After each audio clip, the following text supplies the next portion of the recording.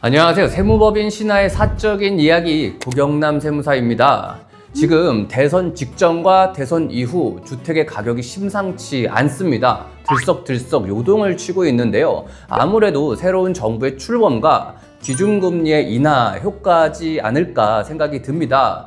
앞으로 이제 주택의 가격이 상승을 하게 된다라고 하면 아무래도 직접적인 영향을 미칠 수 있는 건 세금이 되겠죠. 물론 7월 달에 세제 개편안이 나오고 난 뒤 정확하게 말씀을 드릴 수 있겠지만 이 양도소득세에 대한 다주택자 중과 등 다양한 세제의 불이익이 생길 수 있기 때문에 오늘은 양도소득세에 대해서 꼼꼼하게 한번 따지고 들어가 보도록 하겠습니다. 주택 세금의 꽃 양도소득세에 대해서는 지난 시간에 설명을 한번 드린 적이 있죠. 핵심은 1세대 1주택 비과세를 받아야 한다라는 것이었는데요.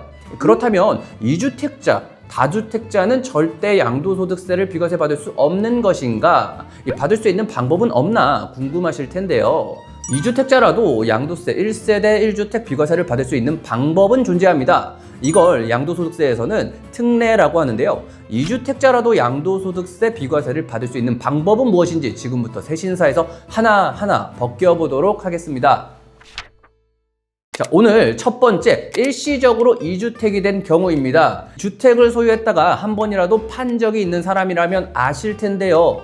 내 집을 사는 매수자와 내가 사고자 하는 집의 매도자, 그리고 나의 일정까지 총 3명의 잔금 일정을 맞추기가 여간 쉽지 않죠.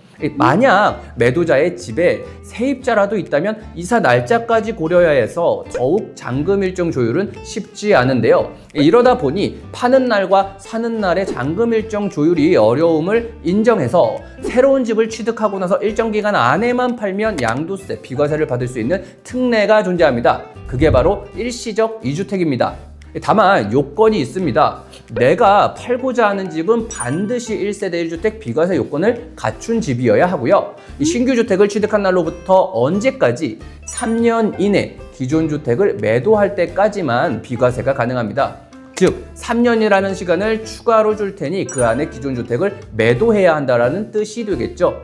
과거 9.13 대책, 12.16 대책이 발표되면서 3년이라는 기간이 2년으로 1년으로 단계별로 줄어들었다가 현재는 조정 대상 지역 여부를 불문하고 일괄적으로 3년이라는 기간으로 통일하고 있는데요. 이 기간의 시작은 신규 주택을 취득하고 잔금 지급일 또는 등기 접수일 중 빠른 날을 기준으로 하고 마찬가지로 기존 주택의 매도일 역시 잔금 지급일 또는 등기 접수일 중 빠른 날을 기준으로 합니다. 따라서 3년이 다가오고 있다면 계약일부터 잔금 지급일까지를 서둘러서 타이트하게 잡는 것도 필요하겠죠. 예를 들어 5억 원에 취득한 아파트를 10억 원에 팔고자 하는데 10억 원에는 잘 거래가 되고 있지 않다라고 하면요. 비교를 해볼 수 있겠죠. 3년의 기간 안에 받고자 하는 금액 10억 원의 거래가 이루어지지 않아서 3년이 지난 후 10억 원의 거래가 됐다라면 장기보유 특별공제를 최대한 적용받는다 하더라도 양도소득세는 약 1억 2,500만 원 정도 발생합니다. 만약 3년 안에 매도했더라면 양도소득세는 영원 한 푼도 납부하지 않겠죠. 이런 경우는 5천만 원 정도 낮춰서 매매를 한다 하더라도 실제 현금 흐름상으로는 이득이 됨을 알 수 있습니다. 이처럼 기간의 만료가 다가오고 있다면 세금을 비교해보고 적정 금액 범위 내에서는 협의하는 것도 필요합니다. 지금까지 양도세 2주택 특례 첫 번째 대표주자 일시적 2주택 비과세에 대해서 살펴봤습니다. 일반적으로 3년의 기간은 대부분 아시는데 한 가지 놓치는 조건이 있습니다. 바로 기존 주택 취득 후 최소 1년이 지난 뒤에 신규 주택의 취득입니다. 최소한 1년은 지나서 새로운 집을 취득해야 투기로 보지 않겠다라는 의미이기 때문에 이사 등 새로운 주택을 취득하기 위해서는 최소 주택 취득 후 1년의 기간은 지난 뒤 취득하시길 바라겠습니다. 지금까지 세무법인 신하의 사적인 이야기 세신사 고경남 세무사였습니다. 감사합니다.